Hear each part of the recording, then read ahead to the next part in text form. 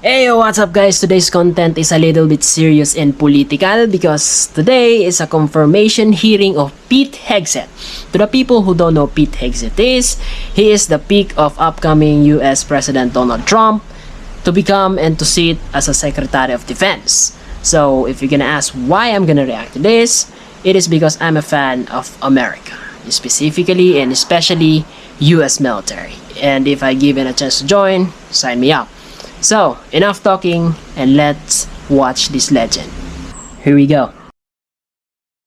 And your family for your service and sacrifice. Thank you, Senator. Now for the most important question you will receive all day. In 1935, before the Congress, the father of the United States Air Force, General Billy Mitchell, was testifying about a certain place in the world.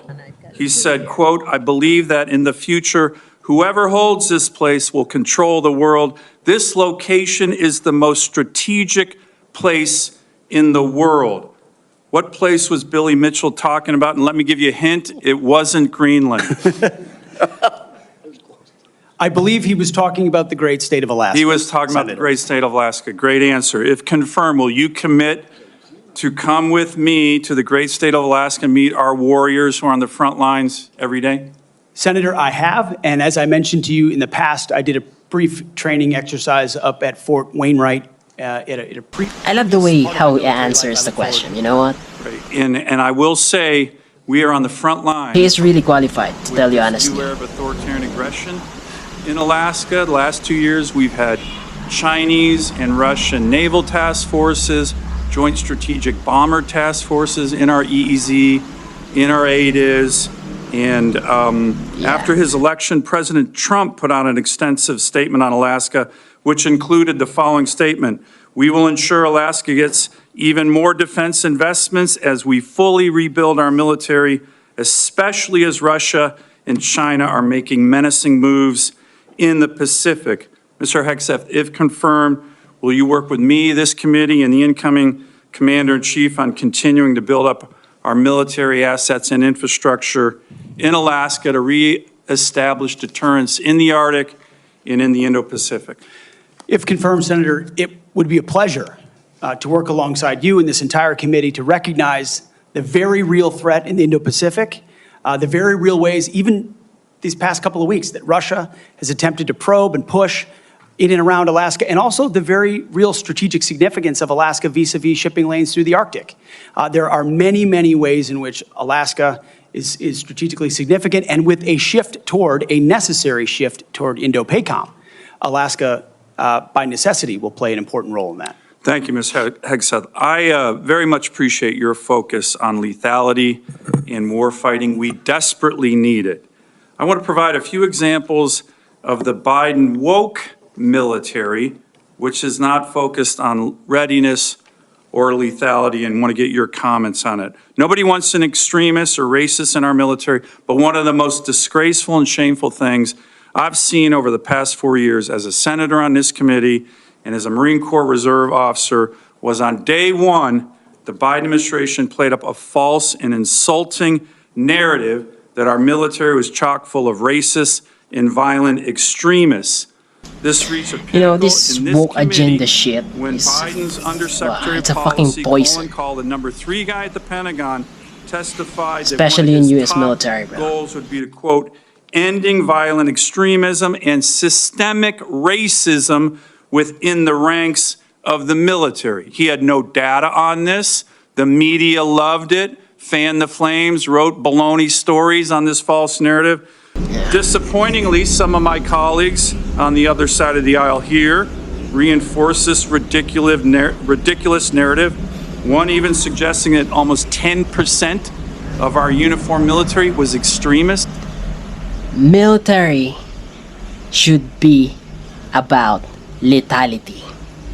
Protecting, defending, killing, not pushing, sucking agendas or dick-sucking agendas.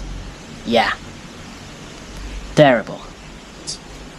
200,000 members, ridiculous, by the way, from this committee on the other side of the aisle. Mr. Hegseth, unlike Undersecretary Call, you have a lot of experience with our military. Do you believe the military is a systemically racist organization? And if confirmed, will you commit to defend, not denigrate our troops?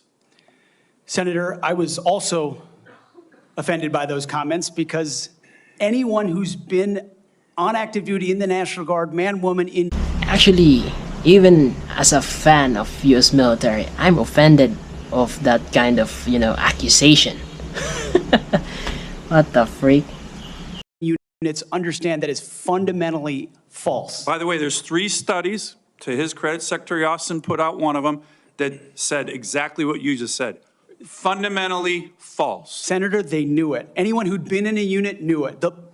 One could argue that if not the least, one of the least racist institutions in our country is the United States military. That's Being right. a racist in our military has not been tolerated for a very long time. One of the Never in my greatest civil formations, rights never in other organizations in formations. America. Would you agree the U.S. military is one of the most forward-leaning, probably one of the greatest civil rights organizations in American history? No doubt. No Let me doubt, turn to Senator. another one. Last year at a hearing before this committee, I called on the Biden Secretary of the Navy to resign because he's failing in his ability to build ships. We are being completely outbuilt in terms of ships by the Chinese, and yet this Secretary of the Navy has been focused on climate change, not building ships in lethality. This climate change bullshit. Mr. Hegseth, if your Secretary of the Navy ends up focusing on climate change more than shipbuilding and lethality, will you commit to me to fire him? My Secretary of the Navy, should I be confirmed, sir, will not be focused on climate change Should in not. the Navy. Just like the Secretary of the Air Force won't be focused on LG-powered fighter jets. Or the Secretary of the Army will not be focused on electric-powered tanks. Let me Yeah. ask, I have We're going to be one- focused on That's lethality and bullshit. defeating our enemy. And I appreciate that. The other thing President Biden did, his first executive order as president was to focus on transgender surgeries for active duty troops.